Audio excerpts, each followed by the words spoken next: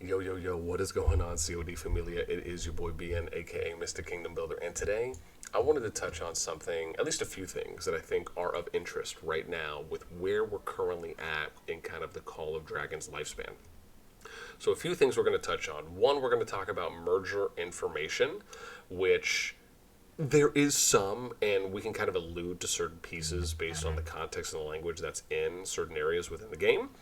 We'll talk about kind of what does the schedule look like, right? When could we potentially see more information? When could we maybe hit season two? We'll touch on bubble positions, which will be me just kind of letting you guys know, where the number 200 player is currently. So as an example, if I go to rankings here, personal power, and let's just say I do a tad bit of mouse scrolling, you can get to the number 200 player, right? So you're not able to see as far as anyone beyond that, but I can kind of show you what the bubble positions are, at least across the four kingdoms. Next one is we're going to talk about why mergers could potentially be fun and why they and how they also could simulate something similar to a KvK type structure. And then we're going to lastly touch on beta, right? Just kind of the general thoughts around beta, some realistic expectations that we should go in with or should have currently. And then we'll round it out with a conclusion.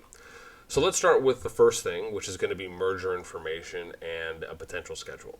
So if I was to go to my Augerstone, we would want to try and figure out, right, so you can see here that we're done with ours.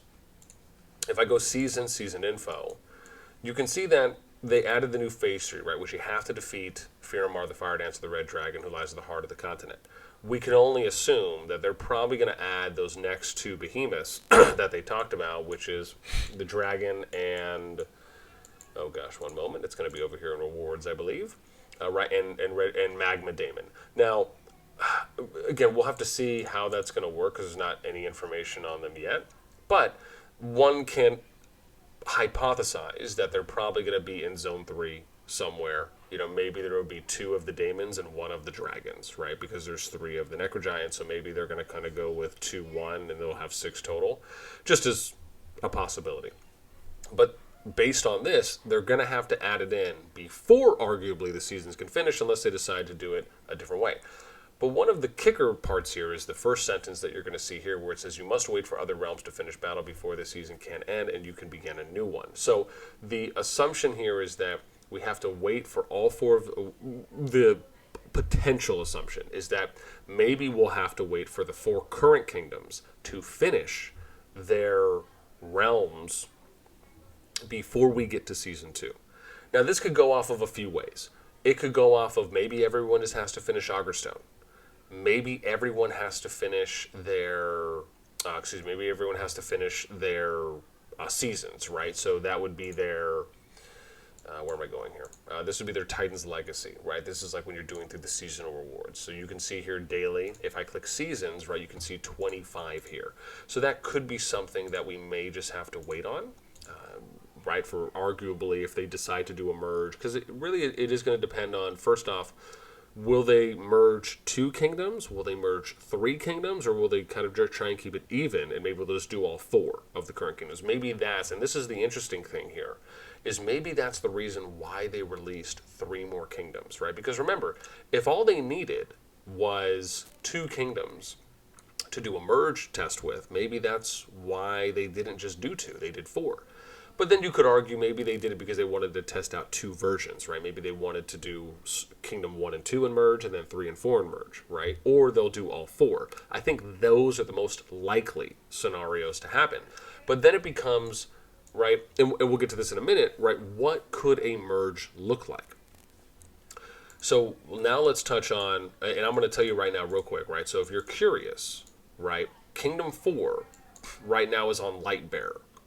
Lightbearer has a day, at least as of recording this, let's just say a day and a half, a little less than 2 days left.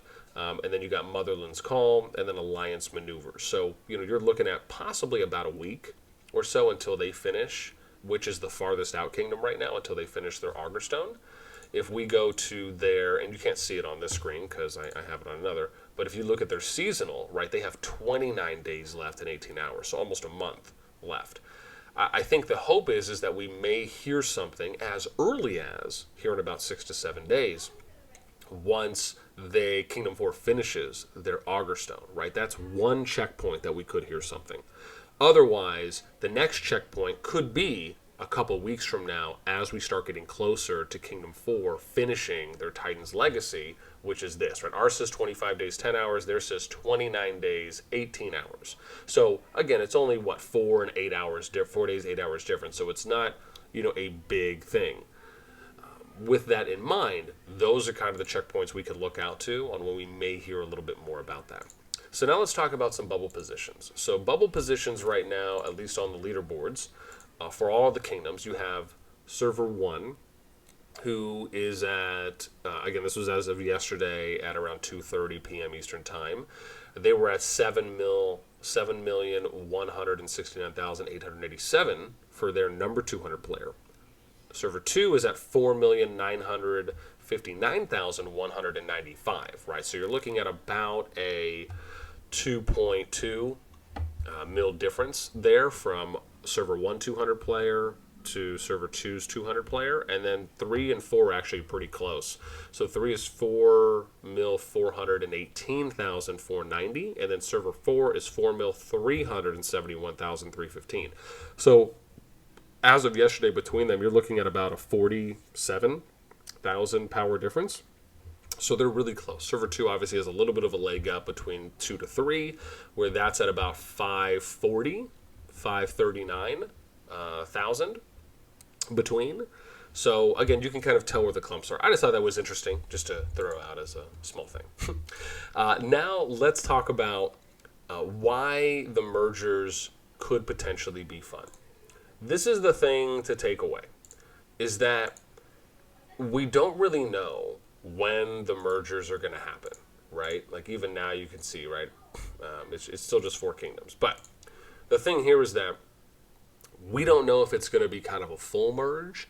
Is it going to be where they'll take kingdoms 1 and 2 and then they'll just have 1, right? It like becomes the new number. And then 3 and 4 will merge and that'll become the new 2. Is it going to be something like that, right, where they'll just do a straight merge and just put all the players, right, from 2 kingdoms or 4 kingdoms onto 1? Will they do a merge maybe in the way that they'll do rewards? Maybe it'll be a merge where you'll compete against each other on the leaderboards, but you'll still be in your own kingdoms. So it'll be kind of a standard reset of your map, but instead of it just being your leaderboard, it's going to be a leaderboard for both of the kingdoms. Then you're kind of vying for that, but you're just kind of playing in your own respective kingdoms. Maybe it'll be something where they'll do a merge and you'll actually, everyone will get teleported onto a new map. But then when that season ends, or at a period of time before the season ends, you'll then go back to your continent, right? So it'll kind of almost be like a forced KvK, like a standard KvK if you're, looking at it from like the rock perspective, or even IK's perspective. Then maybe it'll be like that. And then once you finish, you'll basically just go back, or you can teleport between. Right, so it's going to be interesting on kind of how they're approaching the merge style, because there's only so many ways they can really do it, especially if you are going to be playing against each other. And so what I will say is this: if they were to do just a straight up merge, and they said, hey, we're gonna do it this way, and we're just gonna put all the kingdom, we're just gonna combine the kingdoms, and you guys are gonna play it out. And that kind of keeps happening, where maybe you'll just do a merge like that, or it's a temporary merge where you're kind of doing 1v1s against other kingdoms. I actually think that could be interesting. I say that because you're in a position where you kind of almost have to unify your kingdom as early as possible in your first season, so you can almost prepare for what is to come later on. And you can make the argument that it's actually, I don't want to say more volatile, but yeah, come on. But it's to a point where you are having to almost, like if I compare it to Rock, right, and this is just a hypothetical. In Rock, you have this ability where you can go back to your kingdom and you have a period of time afterwards to kind of reset. Maybe you'll get that in CoD. Obviously, we don't know yet, so this is just part of the kind of funness of it on the speculation. But the thing I like is that you're kind of almost matching up, if it does work that way, where you'd match up against a new kingdom each time, whether it's 1 to 2 or 1 to 3, depending on how many. And you're kind of either all being forced onto one map together, or you're doing a pure merge, and let's say it is, right? If you do the pure merge and you go from one servers 1 and 2 become one, and 3 and 4 become two, then you fight it out, right? If you do, and then you do another merge later on, right? And so that's interesting to me because it's almost as though you're just carrying over, which makes it, if they did it like that, that would be, don't get me wrong, I mean, I'm sure there's pros and cons, but that would be so different from what I've experienced and very interesting because it would require for you to really build out your core kingdom within the first season, right? Like it almost requires you, incentivizes you to truly unify so that way you can expect for there just to be like almost nothing but the arguable possibility of future war, right, when other kingdoms come in. Or you take the higher road and you just kind of unify your kingdom in the first season, then you do it again in the second season when you guys do the merge and you just become bigger and bigger and bigger, right? So then no matter who you end up merging with in the future, you'll kind of be good to fight against them. I mean, there's so many cool branches and ways that you can really take this, and I guess, like I said, that's kind of the fun of speculating because we don't know yet.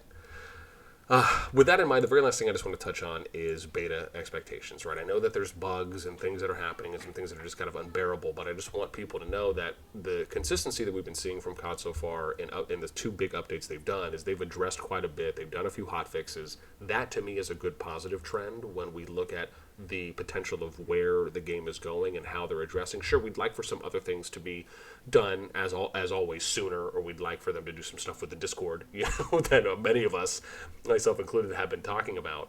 But I do hope that it's just kind of more of a turtle race, right? It's more of a marathon instead of kind of sprinting and just wanting to do everything. And hopefully these things will get actioned and done with time. But I at least like what I'm seeing so far, and I haven't seen anything that's kind of negatively trending or downward trending from them at this time.